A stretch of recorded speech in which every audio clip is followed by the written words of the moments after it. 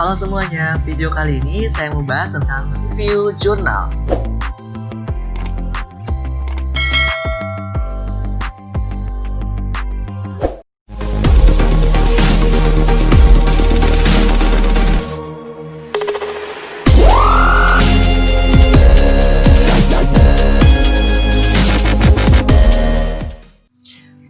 Baik, langsung saja kita akan bahas tentang review jurnal. Dan untuk sebelah kiri adalah hasil review jurnal yang sudah saya review, dan untuk sebelah kanan adalah jurnal yang akan direview. Di sini ada judul. Nah, kita masukkan judul. Di sini judul jurnalnya adalah Analisa dan Perancangan Sistem Informasi Sekolah berbasis website untuk penyampaian informasi sekolah dan media promosi kepada masyarakat. Itu adalah judulnya, maka kita akan masukkan ke judul. Lalu untuk jurnalnya di sini adalah simetris, karena di sini jurnal simetris. Lalu untuk volume dan halaman. Nah, volume dan halaman ini adalah vol 7 di sini. Lalu untuk halaman kita lihat di sini. Ini adalah 257 sampai dengan 262. Jadi itu adalah halaman yang kita review. Nah, untuk tahunnya di sini ada 1 April 2016. Nah, adanya di sini di atas. Lalu untuk penulis. Untuk penulis di jurnal yang kita review di sini ada 3, yaitu ada Yudi Irawan, ada Nanik Susanti, ada Wiwit Agus Trianto. Ini adalah si penulisnya, maka kita akan masukkan ke si penulis. Di kolom penulis, lalu di sini ada ISSN. Nah, ISSN ini kita dapat di sini di atas, yaitu 2252/4983. Lalu untuk link jurnal, di sini sudah ada link jurnalnya, nanti saya akan lampirkan di description. Jadi kalian tinggal klik aja dan buka. Lalu untuk reviewer, ini adalah saya sendiri, Yoga Fauzi Irawan. Nah, untuk tanggal di sini saya sudah mereview dari tanggal 22 Oktober sampai dengan 2 November 2020. Lalu di sini ada tujuan peneliti.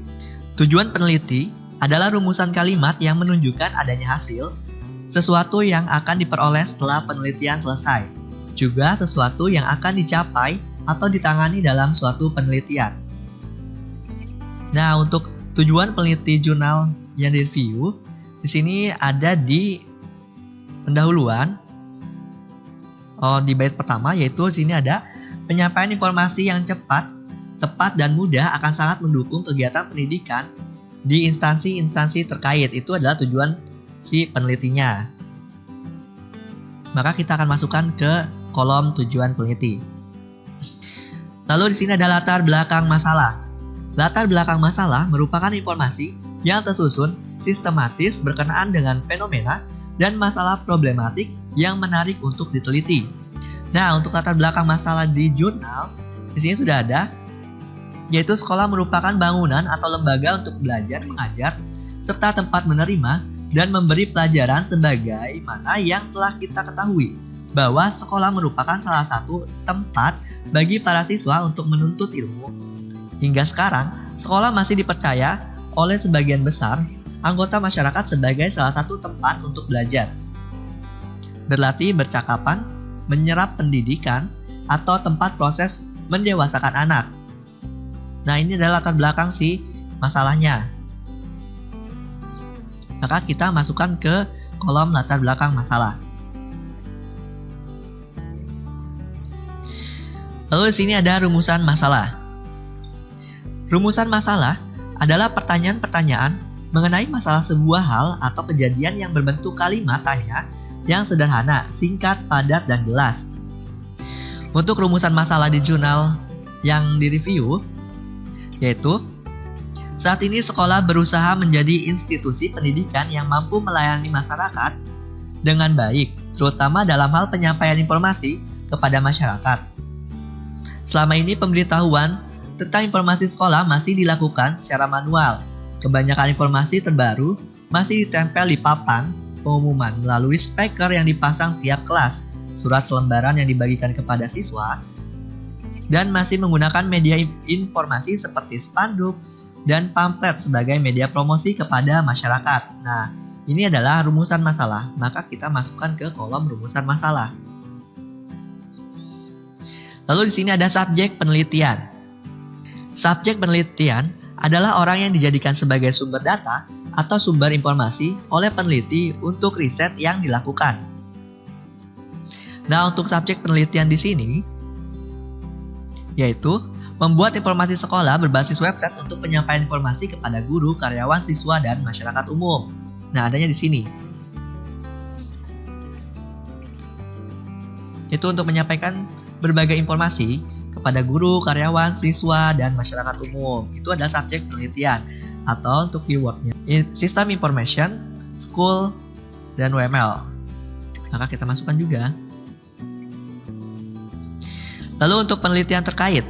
Penelitian terkait adalah salah satu acuan bagi peneliti dalam melakukan penelitian. Nah, penelitian terkait di sini di jurnal yaitu sudah ada di tinjauan pustaka, yaitu oleh Riyadi A.S. DKK. Dalam penelitiannya, bahwa penyampaian informasi mengenai sekolah dengan sistem informasi berbasis website dapat menghilangkan batasan ruang, waktu, dan jarak bagi para santriawan-santriawati untuk melakukan akademik. Lalu ada Kristanto Y dan Triono R.A. Dalam penelitiannya, menghasilkan web profil SD Lawean Surakarta digunakan untuk media informasi yang mudah dan efektif serta membantu meningkatkan mutu pendidikan SD Lawean Surakarta. Nah, itu adalah penelitian terkait. Lalu ada metode penelitian. Metode penelitian adalah suatu cara atau proses ilmiah dengan tujuan memperoleh data dengan kegunaan dan tujuan tertentu. Nah, di sini jurnalnya, di sini metode penelitiannya yaitu menggunakan 4, yaitu metode observasi, metode keperpustakaan, metode wawancara, dan metode dokumentasi. Nah, untuk metode observasi di sini yaitu pengamatan yang dilakukan secara sengaja dan sistematis untuk kemudian dilakukan pencatatan dengan menggunakan dan mempelajari praktek-praktek pelaksanaan di tempat penelitian meliputi proses penyampaian informasi sekolah serta proses promosi sekolah. Lalu, metode perpustakaan yaitu untuk memperluas cakrawala pandang, maka perlu membaca buku yang sesuai dengan permasalahan yang ada sebagai bahan pertimbangan untuk mendapatkan data sekunder yang mengacu pada literatur, buku, diktat, catatan yang dapat menunjang penyusunan peneliti tentang website sekolah.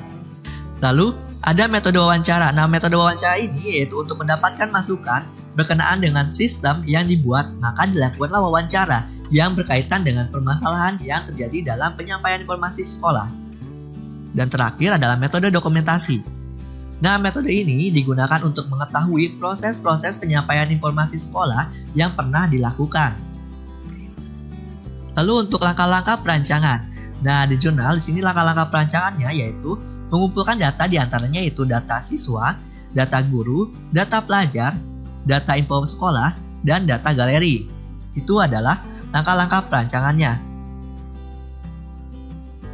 Lalu untuk hasil penelitian.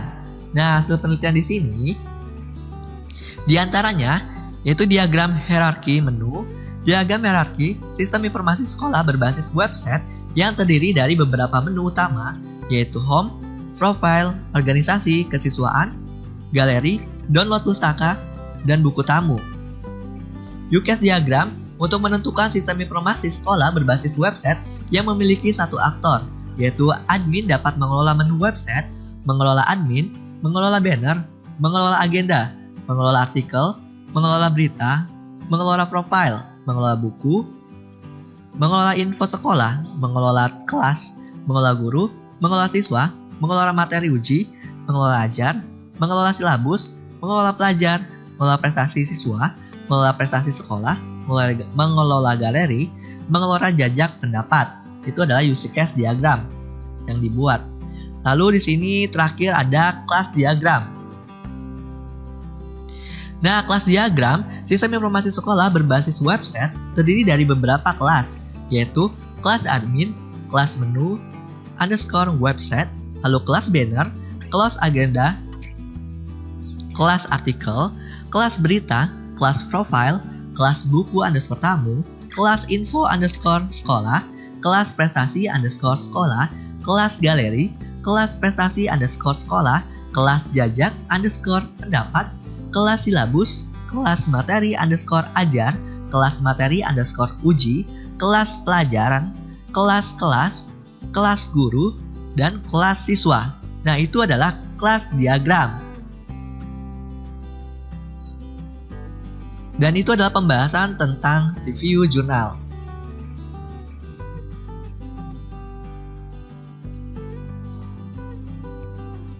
Terima kasih buat kalian yang sudah menonton video saya sampai akhir. Apabila ada masukan, silakan kalian komentar di kolom komentar yang telah disediakan. Dan saya minta maaf apabila ada kesalahan dalam penulisan, ucapan, atau pembahasan. Karena di sini saya masih belajar. Sampai jumpa di video selanjutnya.